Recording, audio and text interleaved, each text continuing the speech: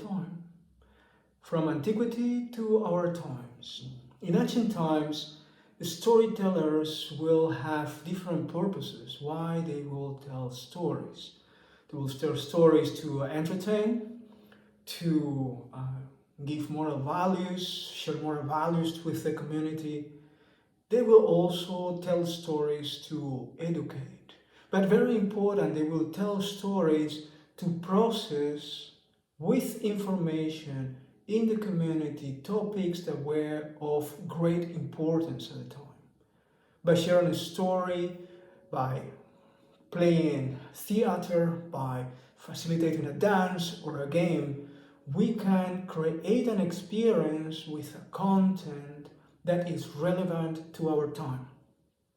And in that way, contribute to our community for it to keep evolving and solving dilemmas that verbally, through discussions and voting, may not be easy to solve. Storytellers played a very important role, not only for the communities, but also for leaders and for spiritual growth of the countries, of their nations.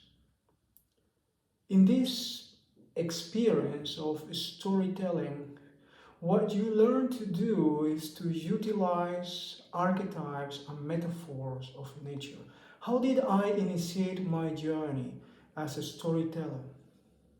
It was my interest in archaeological sites, in the knowledge, technology, mathematics, cultural expressions, mythology of ancient cultures and civilizations. And why I had interest in that? Because I believe that the knowledge used in antiquity was following holistic natural systems and a mathematics that expresses principles of nature.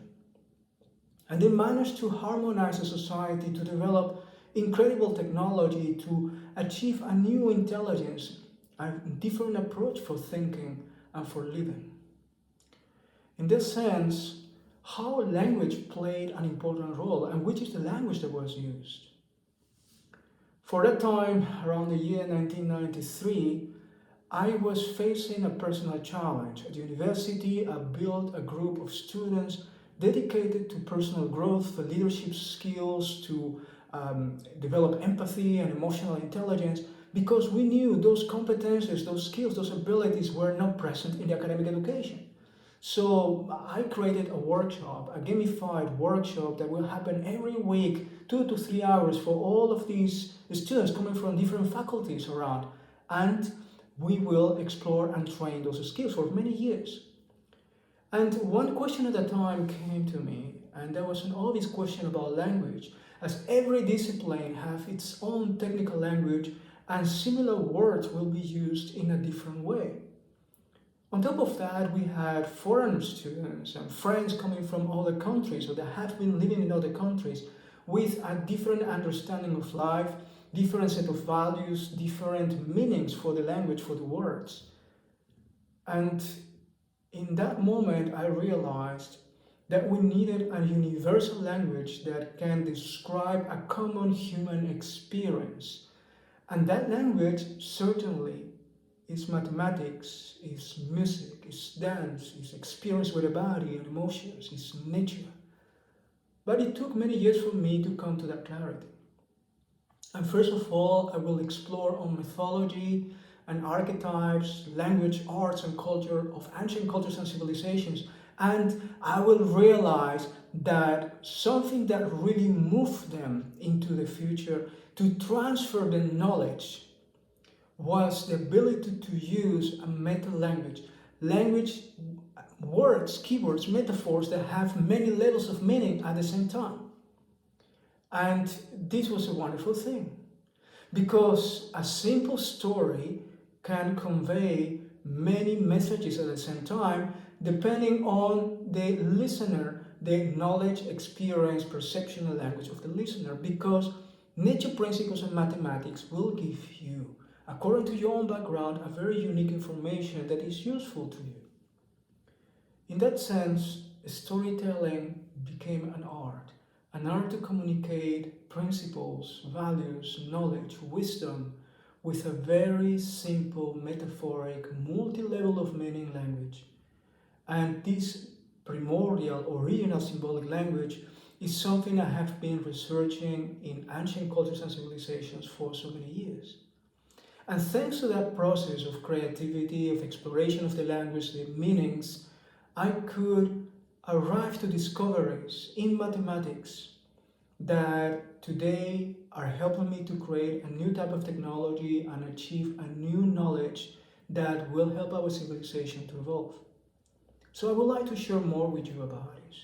And in order to do so, I will share with you a number of publications that I have been working on for several years. And I have announced already 3 of them, and these 3 publications will be accessible for you when you join the reading circle, the book reading circle I'm opening now.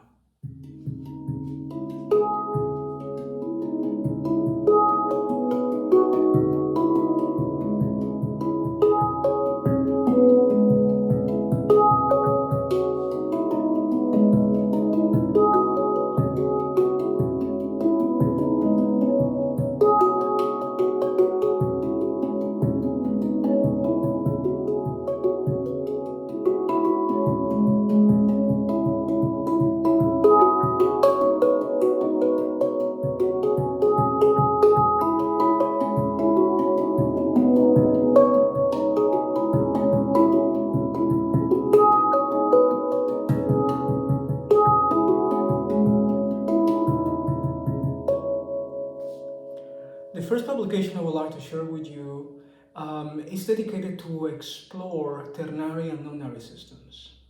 Probably most of you are familiar with the yin-yang, male-female combination, and maybe some of you are familiar with the I Ching, the Book of Changes. Well, following similar approach to DNA generation systems, systems that are based on DNA generation, I have been exploring ternary systems using 3 principles and 9 set of principles.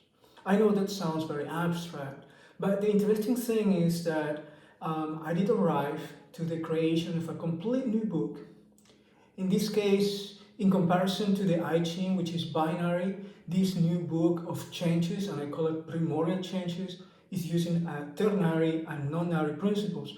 And the interesting thing is that I arrived to a quantum description of the system. So this is for me fascinating work, because this mathematics, this way of using archetypes, help us to describe events in life with great precision, to identify and even predict a series of events and patterns in life with a new language based on nature principles that can help us organize our journey in life and navigate our journey in life. So I've been using this knowledge already for so many years. In the last few years, with members of my ecosystem, we have come to the exploration of what we call fractal time and discovering some patterns that can be predicted in the future, and we have confirmed in the last 3 years that those predictions were accurate.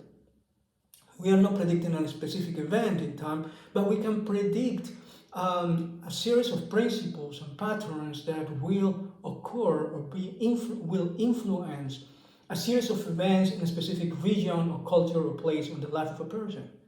I have been developing also a very simple tool, digital tool that can help us immediately, very powerfully create a complex matrix of prediction for individuals. So the book of Primordial Changes, which is nonary, created in the last 27 years by me, has the essence of nature principles, cycles, and rhythms, and the essence of this universal language of primordial principles and archetypes synchronized with time, with cycles and rhythms in nature. And this creates, out of this knowledge, a very powerful tool for reading life, for reading your business, for reading your culture, for reading history, and understanding all these holistic principles, how they play out together. How I'm using it today also is to utilize the system of changes to generate algorithms and create solutions for processes of change, transition, loss, accelerated change that are happening in our life, in our companies, in our culture today.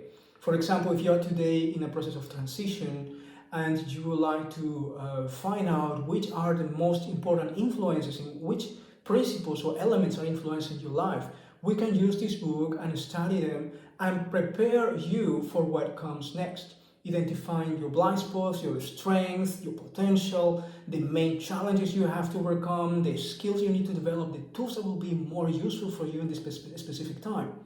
So this book is tremendously interesting and important, and it gives us an access to, as a reading tool, to the ancient knowledge of cultures and civilizations from all around the world, because it's a universal geometrical system in which use tones and colors and archetypes. And I've been testing it already for so many years. It's a very powerful tool to understand different traditions, cultures, knowledge, philosophies, and even spirituality. So I hope that this brief introduction motivates you to join the book reading circle for this book, the book of the Primordial Changes, called the I Ching Theta.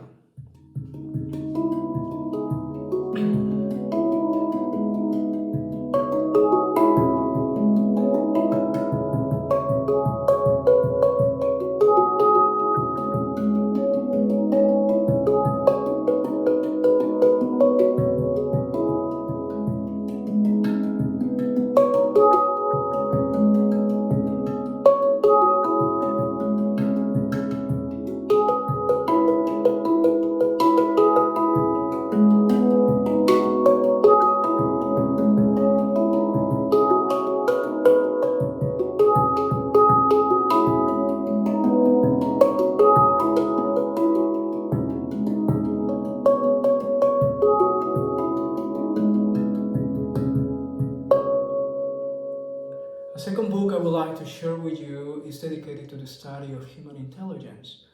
Based on the same principles and knowledge, what we call today the primordial knowledge or the matrix Q knowledge, using all these nature principles and rhythms and cycles, this new mathematical system, I've been studying also how holistic systems in the antiquity have been learning about the human potentiality and the human intelligence. And I arrived to very interesting conclusions and the development of tools and knowledge, practices, exercises that are very powerful and very effective to enhance human life. But in principle, in this conversation, in this book, we're talking about how to enhance the intelligence of our brain, our heart, and our body holistically in an integral way, so that we can enhance the performance of ourselves as humans. We're talking about three main centers. One related to the brain, to the heart, and to the whole body. And through working on these three main intelligences, synchronizing them and develop them together, we can achieve a higher level of performance. This is a basic training in the Matrix Q ecosystem, yet it is important to remark that another focus on this book is the understanding of the capacity of the human being to do something that is called proto-computing or human computing. In antiquity, they were not computers as you see them today, but they were using tools that help them to process complex information or complex challenges. And those tools were of all sorts. For example, simple tools like the abacus in the Chinese culture that will be helping still today to create tremendous calculations. But there were many other tools, more simple and unexpected. For example, a geometrical design that helps you to organize information and to think with those categories of information, something that is very important and relevant. For example, if you use a triangle, and we have been studying in previous presentations the golden triangle of entrepreneurship, in which we create three main categories to create balance between purpose, wealth generation, and values or principles that we use to care for life, to care for culture. So when we use these geometrical structures to organize the activities, the experiences we have in life, personal experiences for our own personal growth, spiritual journey, community, business, history, strategy, then we are already utilizing a tool that helps us process the information. So we're combining our tool with our human intelligence. Now, the human intelligence is not only our brain. We know that in our heart and with our body, we can think different ways of thinking and processing information and making decisions. So, this book is dedicated to the idea that we can certainly enhance our intelligence through conscious choice of specific trainings and use of tools that can help us process more complex information with our natural human potential. In comparison to artificial intelligence, it means that we will advance our human capabilities of computing. And I think today that is very important because while technology, digital technology, quantum technology, we're talking about quantum computing and binary computing, which is the most popular ones that we know today, are developing independently of human beings, like ChatGPT, generative artificial intelligence. Then on the other side, we need to ask ourselves, how or what can we do to help humans evolve in their own intelligence, in their own capabilities of computing without intrusive methods. That means without using microchips inserted in the brain or in the body, but solely with utilizing and activating the human potential. And this is the purpose of this conversation in this book.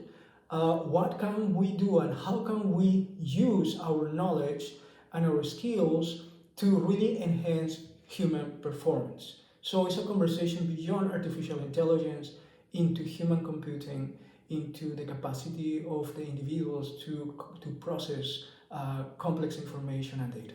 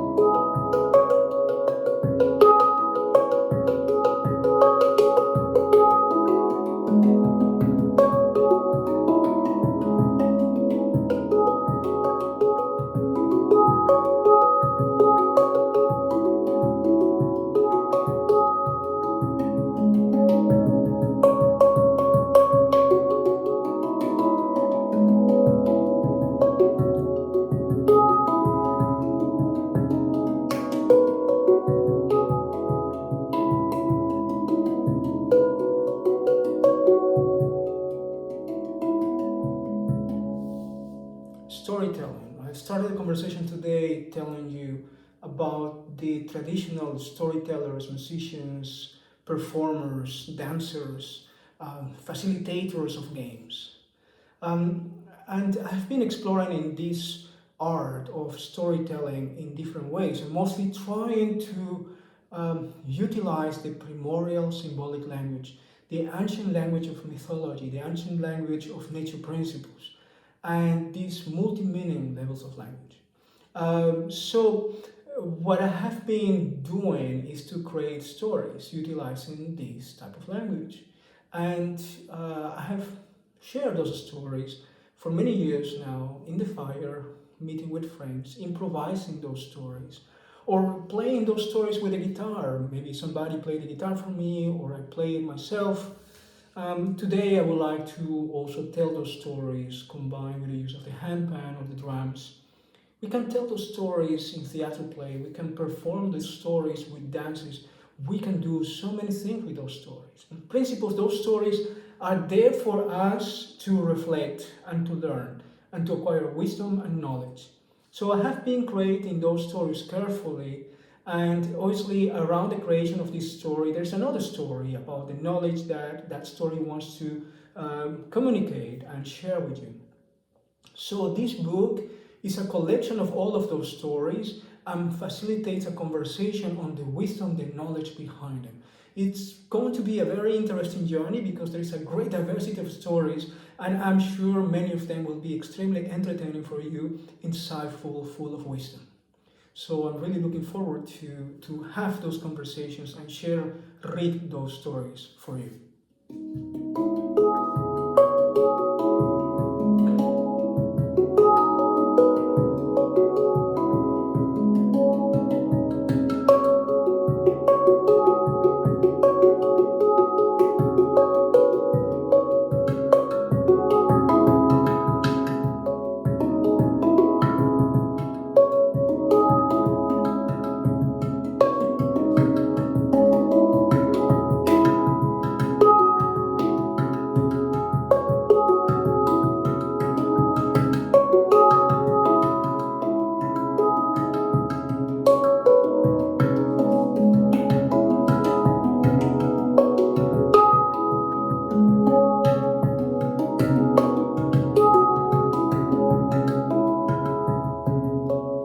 How the book reading circle works. Basically, the only thing you need to do is to register. It's a free registration. We will first have an interview together. I like to know who are my readers and who I am welcoming to this reading circle, because it's going to be an interactive experience of reading.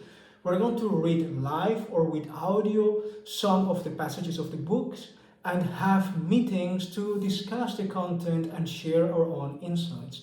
You will be able to ask questions. I will facilitate some knowledge and additional information related to the book, and will be only for you, subscriber of this program.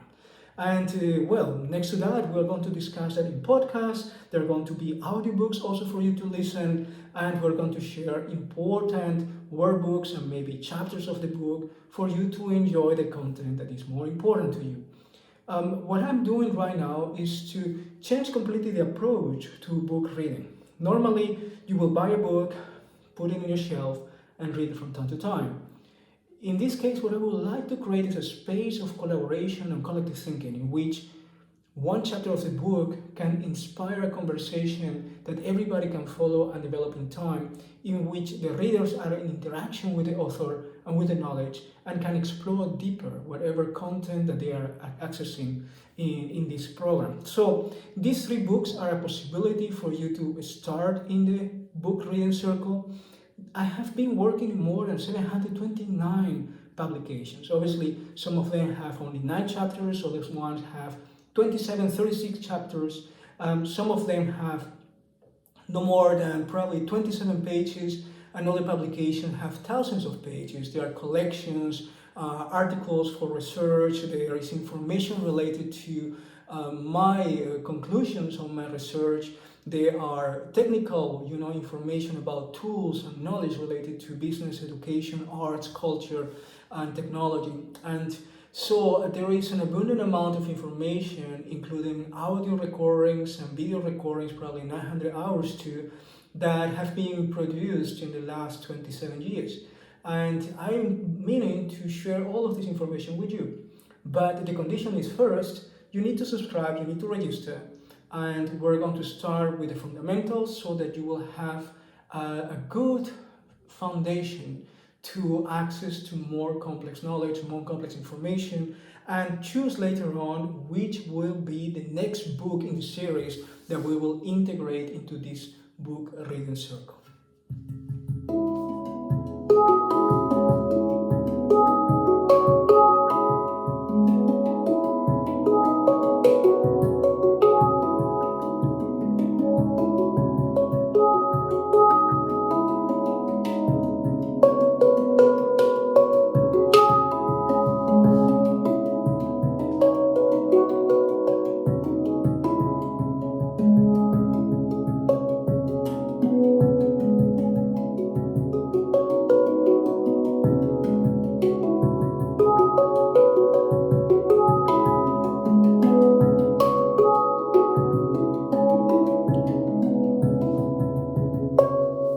All subscribers of this new book reading circle, I would like to tell you that one of the first activities we will have will be to schedule some meetups in which I will play the handpan for you and also read chapters and passages of the books to initiate you in the journey and to start a conversation. And we're going to do this online, but we're going to do it also in nature, outdoors, for everybody that is living in the Netherlands.